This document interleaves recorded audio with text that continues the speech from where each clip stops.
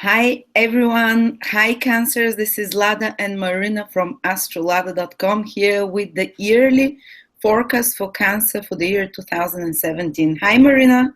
Hi Lada, hi everyone.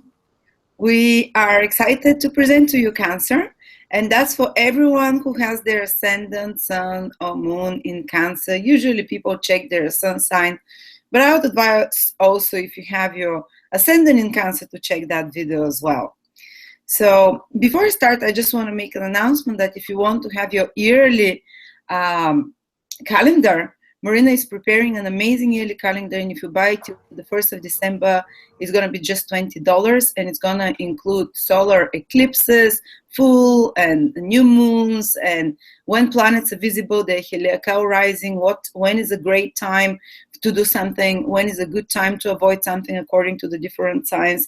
Is a calendar that doesn't exist. I think it's the first time someone is doing a calendar with heliacal risings, which is an ancient Babylonian method by the observable sky. So it's going to be quite useful. I think it can help for many people just to know when it's a good time to stay put, when it's a good time to do certain activities. So yeah, we're looking forward to this calendar coming for the whole 2017. And now let's start for Cancer. Yeah, actually, I think that for Cancer this year is going to be very good and very productive and positive. The most positive planet, Jupiter, is in fourth house for Cancer, and this is the traditional house which is associated with Cancer, so they should feel very strong this positive influence. Also, Jupiter is exalted in Cancer, so it increases the positive influence of this transit even more. Even though it's in Libra, but it's going to be in the fourth house, which has the energy of Cancer. So it's kind of really, increases in a positive way the vibration of Cancer. Yeah, also we shouldn't forget that this is a cardinal house, fourth house, so it means that the planet has also increased energy, stronger influence. To make and of course, yeah, and when we talk about Jupiter, this can be all kind of new positive opportunities related with their home, related with properties. It can be a wonderful time for having a family even, or to yeah, or in some way the circumstances in your home can improve for you. Yeah, it can be related with moving to a different place, also traveling to finding a better place where you can live. This is like you belong and where you feel like, yeah, I can settle here. I remember I got my first property when Jupiter was transiting the fourth house from my son in Aries. So it does it does really manifest like that. When it was in the fourth house of my Ascendant, I got a great flatmate years ago, and I absolutely loved it, and my relationship with my family really improved. And if you have some problems with your family, Jupiter can bless and improve the situation, for example, or separate you. Sometimes Jupiter can separate you, but from an unpleasant circumstances regarding your environment, regarding your place of living or family in some way, but it's kind of liberating rather than negative. Yeah, and actually my Ascendant is in Cancer, and I recently moved to a different place, so it's really working.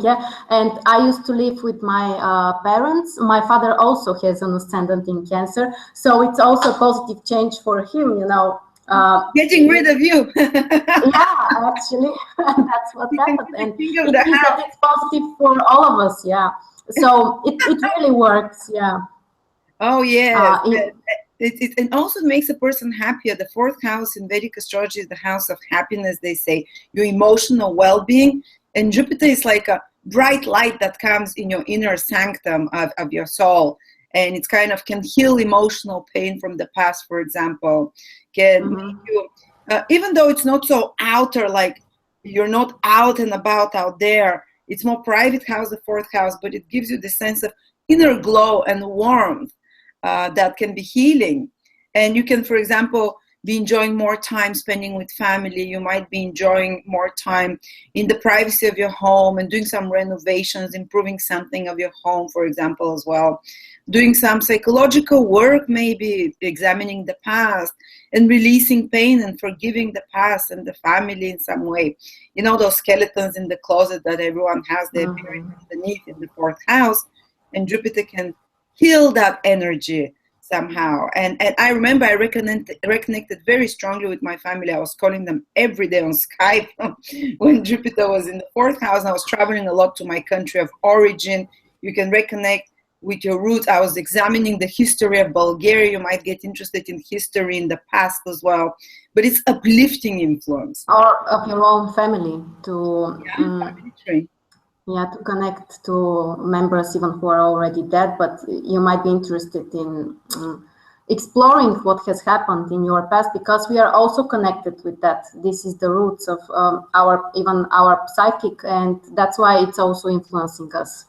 Yeah, and they say a person can never be really happy until they know their past, and until they feel, you know, like they say, a country without history, this country doesn't have doesn't have roots. And Jupiter will help you ground you and stabilize you emotionally by connecting more with the past and where you're coming from, and creating more sense of who you are and where you belong, and inner strength somehow, because this is a hidden house. The fourth house is at the bottom of the horoscope.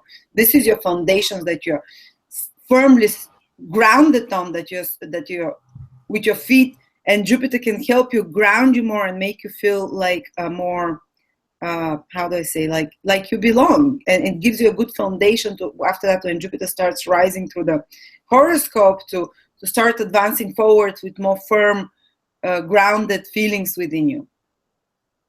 Yeah, very positive. And actually, I think that this can be especially positive for people who have their moon in Cancer. Because fourth house is, as we said, related with the moon, with the family, so they can also feel very strong this positive energy. Yeah, sometimes there is an expansion of the family, adding of a new member, for example. Also, yes, for having a child, this can be a very positive transit. Yeah, and if you decide to move, guys, very likely this will be auspicious for you currently. And Jupiter tends to make those big changes when it's in an angular houses, to allow those opportunities for you to move and to make big shifts in your personal life overall. Yeah. And the second part of the year also is very positive for Cancer, because Jupiter will move to their fifth house from around 10th of October, And this is a very positive influence, really. Fifth house and Jupiter are in a great combination, and I think that Cancer will feel like there can be many new opportunities for them to reveal their talents, to be more creative, to do things that bring joy to them, because fifth house is related with everything that makes us feel happy. So Jupiter can really bring these opportunities for Cancer. Of course, this is a great time for new love. Falling in love. Yeah, and with Jupiter, we can even expect more than one love, because Jupiter brings plenty. And that's why in some cases it might bring some complications for some of us, but it's not something that we should complain about. But also for children, for improving your communication with children, or something positive can happen in the life of your child. For example, there might be a success for him in his education, or something positive happening. Yeah. So also for creating new things, this can be a very positive transit, and especially for people who are artists and whose work is related with fifth house, like show business and this area, they can really feel the positive energy of this transit. And I've seen it that people that have their own business, because they use their creative intelligence, even if the business is not creative, but they're like the stage figure, and they're the ones whose creative ideas kind of lead the business, that they might be able to manifest more of those ideas. And it tends to be positive for people that are self-employed, to have their own business ideas, to implement those, to manifest them, to benefit from such ideas as well. Yes, and fifth house is related with taking risks, and that's why it's also positive transit for business, because When you're independent, it always includes some kind of risk. Also, what was I going to say about? That fifth house is also related with buying luxury things, with making big expenses. So this can be a great time to buy something that you have dreamed about, which is, not something cheap, but to spend more money on something that you really want. This is also a gold Ferrari, for example. Last thing a council probably buy. Yeah, but we can spend more money on things that can make us really feel like we are special, because Jupiter brings this desire to impress others, to be admired by others. And that's why sometimes people can really feel this desire to have more expensive stuff that can impress other people. Yeah, my gold Rolex. There you go. Yeah, Jupiter is also related with this, And let's not forget, of course, fifth house is romance. Of course, we said that. You feel like being center stage, more flirty, more adventurous, and that's why you attract more also romantic attention from others as well. It tends to be. I've seen many people get engaged, for example, or I've examined charts of celebrities. They can even get married sometimes when Jupiter is in the fifth house, because they feel so in love that they're like, okay, let's move and do this. Yeah, it's really a very positive transit. First in fourth house, then in fifth house. It's a very good combination, and I think that for Cancer, this will be really a great year. Well, in 2017, Saturn, the planet that we always have to work harder with rather than it giving us like Jupiter does with open arms, is in the sixth house for Cancer, and it's been there already year and a half. So many Cancers have started feeling those themes, but it's the last year Saturn will be in your sixth house. And that's usually where we have to put some effort. Things don't fall in our lap. And the sixth house is to really take care of our health. If you have not been taking good care of your health, some chronic conditions can appear or some kind of defaults in your body, But the sixth house, we can fix those problems by changing our diet, by changing our exercise routines, by changing our daily routines, what time you wake up, what herbs you take, what supplements you take, how you eat, how you work out. And Saturn gives you the persistence, discipline, and perseverance to actually really, if you change your lifestyle, not just to make a diet for 20 days, but to stick with it for life. Many times when people transform in a big way their lifestyle routines is when Saturn is in the sixth house, which takes 2.5 years. That's the last year, but Saturn leaves lasting results. So usually you can incorporate it as a long life habit, whatever lifestyle changes you do. And whether it's like quitting a bad habit or, all of those things that can improve your health. But you have to work hard at it, because Saturn is now, it's not something that falls on you. It's something that you have to make more of a push yourself, but you have the determination with Saturn there. Yeah, and you have to be very strict in everything you do. Actually, I can give you an example with me. For the last more than 1 year, I wake up every morning at 6 a.m. Oh, no. And 6 a.m. every morning. Really? And actually it helps me to manage with this transit, really, because I think that of course we know that Saturn brings some restrictions, difficulties, we all know that, but in some areas Saturn can be really positive. Yeah, so they say Saturn in the sixth house is actually, Saturn loves the sixth house because it helps you put order and organization in your life and get rid of the unnecessary things, especially in the material way, like unnecessary waste of time, unnecessary, to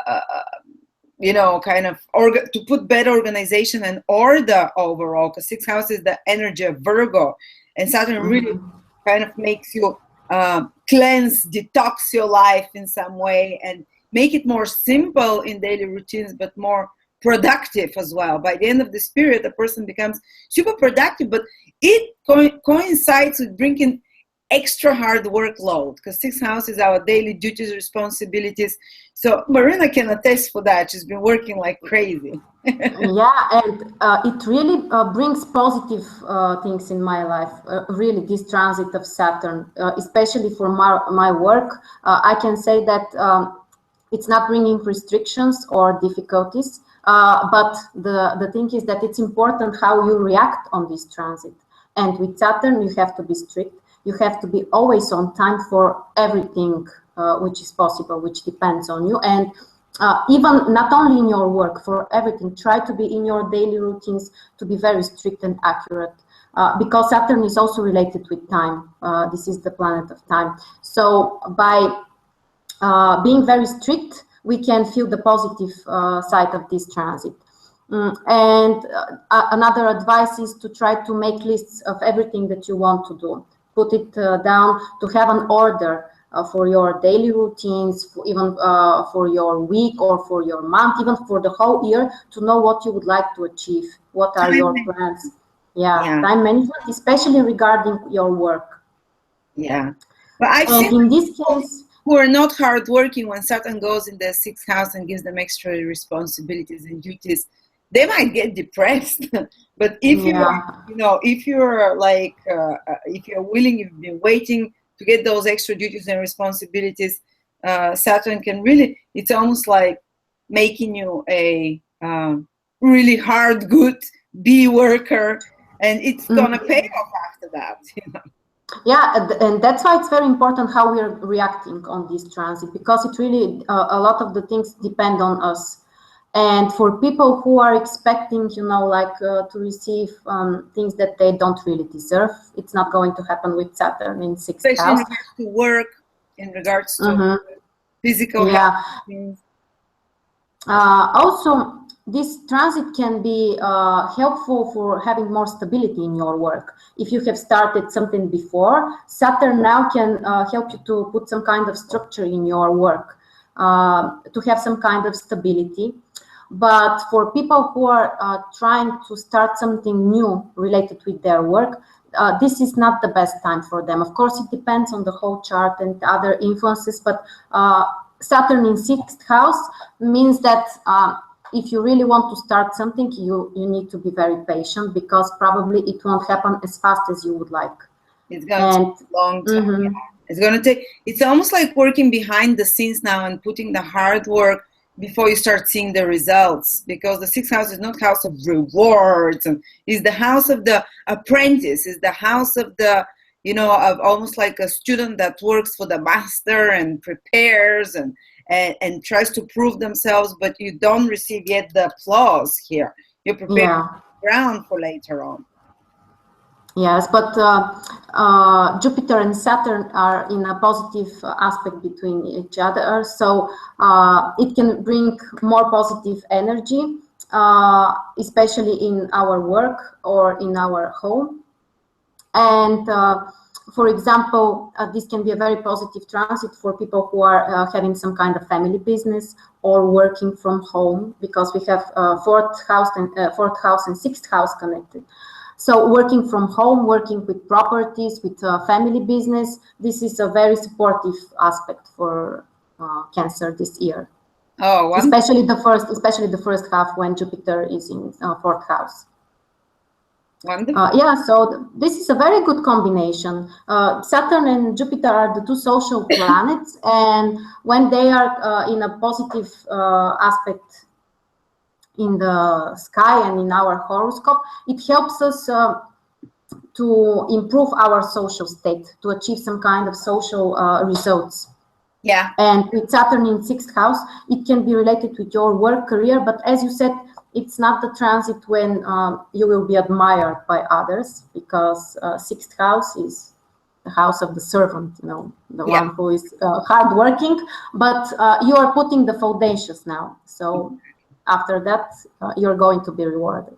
Yeah, just a bit more patience, guys, and this will bring long-lasting after that social status improvement, and you'll be in the right state of mind emotionally as well. You have the support of your family, or the environment around you will be emotionally supporting as well for your goals overall. And then we Yes. have another thing that's happening. We have the nodes from May, the north and south node of the moon, Yeah. which are very karmic in influence. They're changing signs, and they're going to be for almost a year and a half, 18 months after that, in your second house and in your eighth house. They're always opposite each other. And that's that's a big shift as well. How basically for the past year, and from May 2017 to around the end of 2018, I think you will have the north node in the second house and the south node in the eighth house. And what I noticed, because north node, wherever it goes, it brings material manifestation on the outer level. North node is a materialistic planet as well, and it can bring increase. And when it goes in the second house from May, gradually for a year and a half after that, you can increase your finances. You can increase your income in some way. The North Node is a very progressive planet looking into the future. You can invest in something that's more futuristic, something more like, for example, it's in ancient astrology, Rahu, which is the North Node, rules contraptions. So, which nowadays that would be anything which is mechanical or technology of some sort as well. But you can secure after May onwards more financial stability in your life through investing in more progressive methods or new methods that are new for you in some way. Wow, and this is money that you're making. This is resources that come to you, but at the same time, Ketu, or the south node of the moon, which is about letting go of something, which is about making a sacrifice of some sort. Just like Rahu is about grabbing and getting something on a material level, Ketu excretes.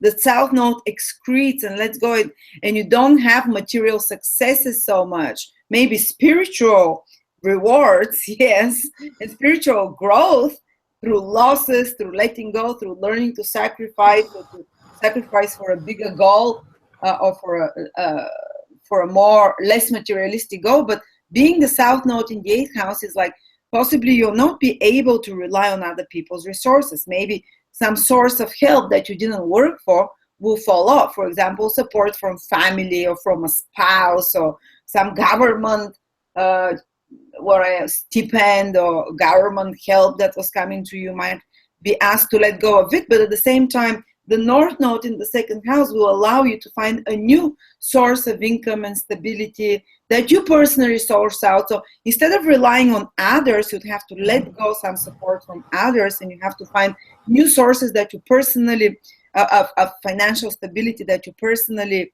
source out. That's how I usually see the results of that. How would you comment on that?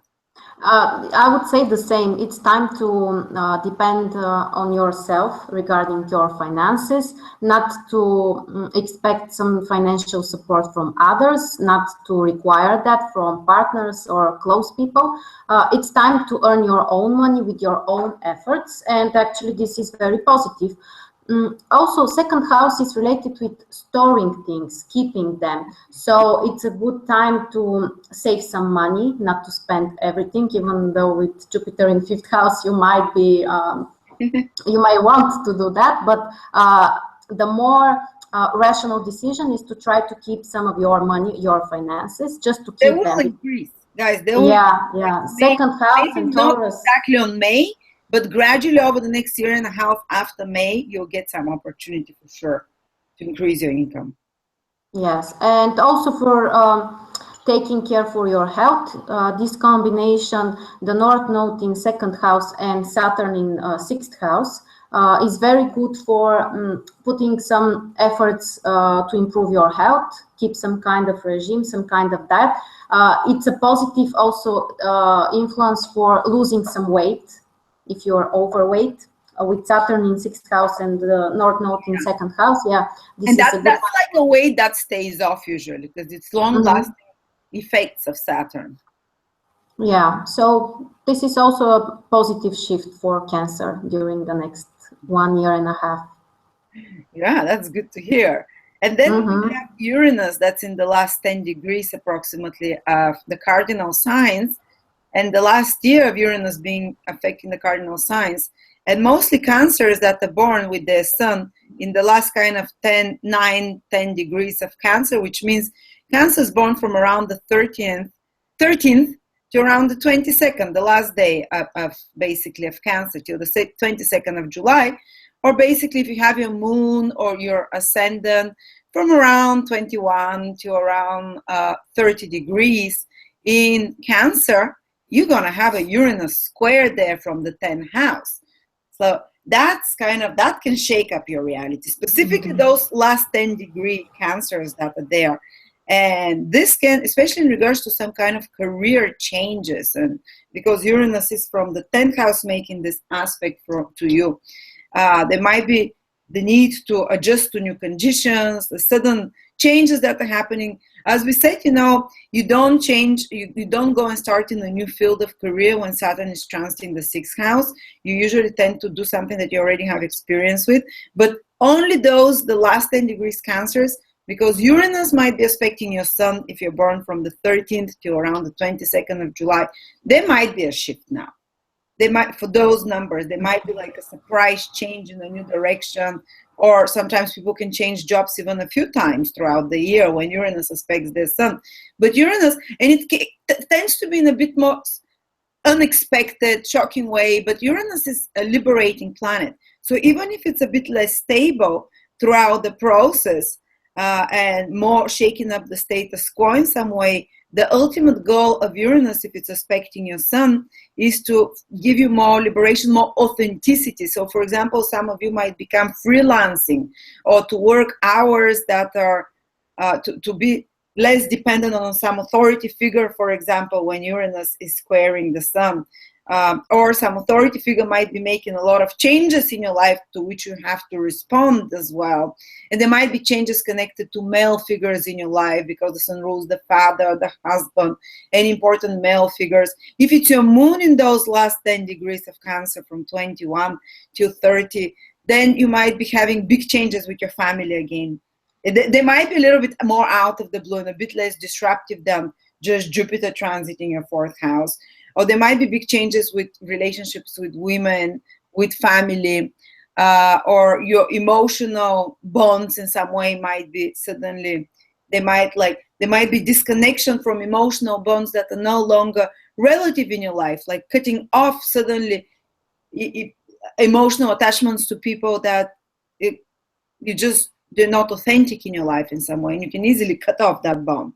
And sometimes there might be more disruptive relocations, as we said, but if it's the Sun, it's more to do with the career and male figures. If it's the Moon, more with personal life and emotional connections and relationships and family. If it's the Ascendant, well, then the relationship axis is also affected. So you might have on and off relationships, or relationships that are long distance, or some kind of big changes that you have to do in regards, because they're happening within yourself as well, but they can affect your relationships because something big is changing within you as well. So those degrees, they will have a few more surprises, which will tend to lead them to a situation that feels more authentic, more real to them. And they say when people have Uranus transit, and I can guarantee you, they no longer take bullshit or just do what the status, what society expects from them, or what is the right thing to do. They become a bit wayward, and they decide, I'm going to do something that I care about, or that even though I might not take into consideration, might feel selfish, but I'm just going to do what I want to do now, because it's time to take care of what's authentically good for me. And for others, it might seem as if you're shaking the boat.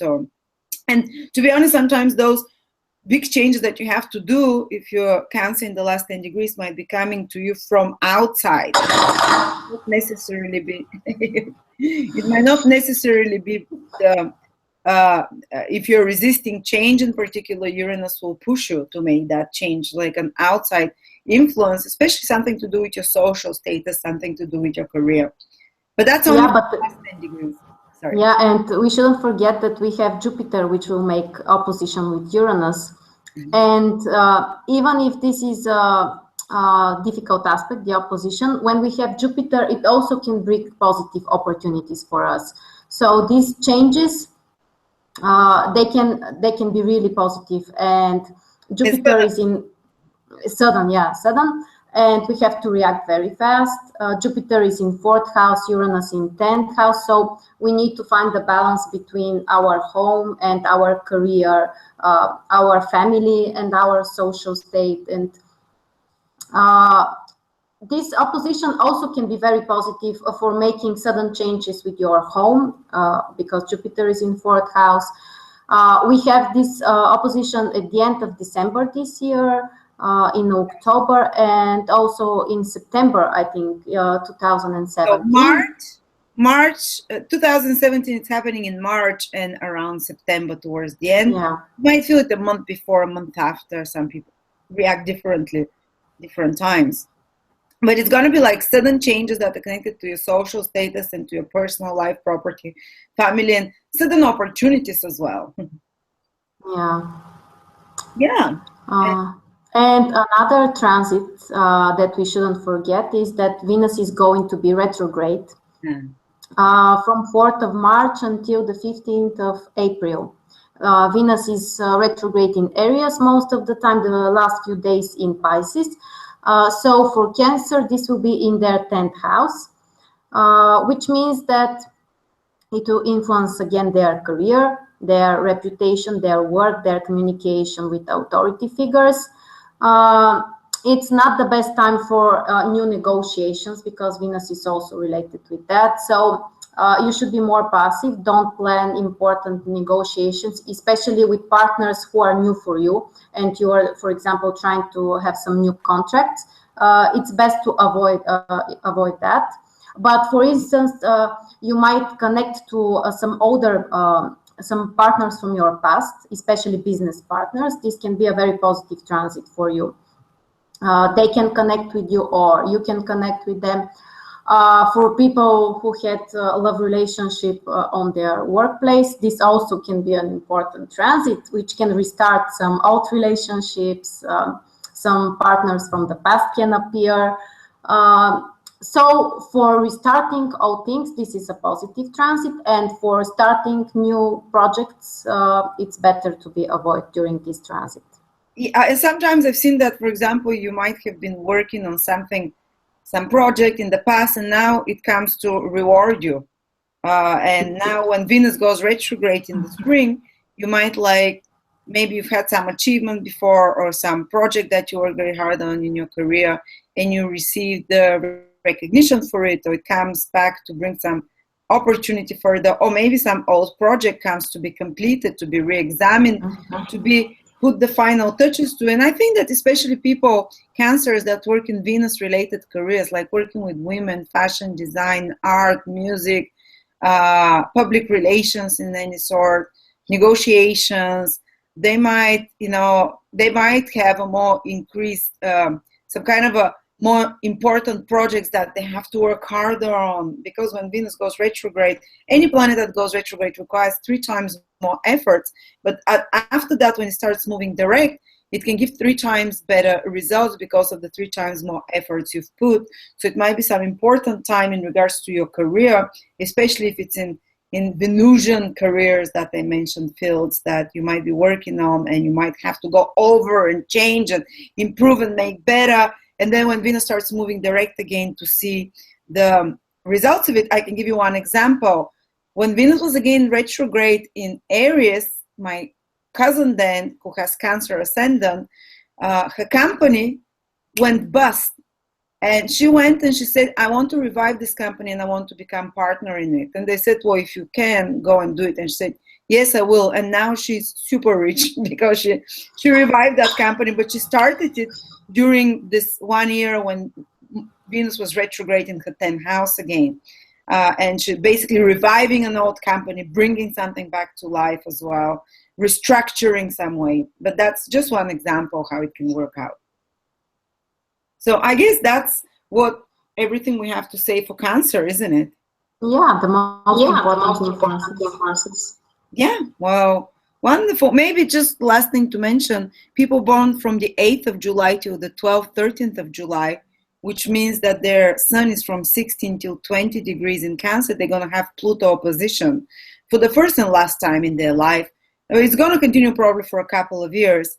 But basically, if you have your ascendant, moon, or sun from 16 till 20 degrees in Cancer, which means that if you're Cancer sun, you're born from around the 8th of July to around the 12th, 13th of July, Pluto opposition, sun, moon, or ascendant, well, that's going to be life transforming. Very small number of Cancers will go through that this year, 2017, but it will turn their life on a deep psychological level, totally transform them. It can change careers. It can make big. It's about empowerment. But initially, when such a transit starts, especially with the opposition, someone or something you might become acutely aware that is trying to take your power.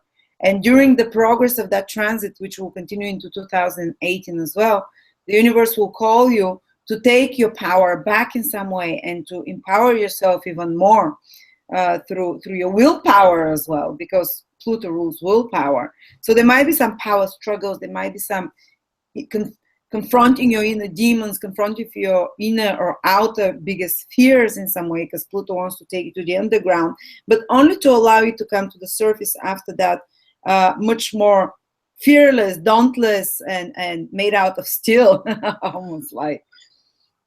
But it might be a bit rainy.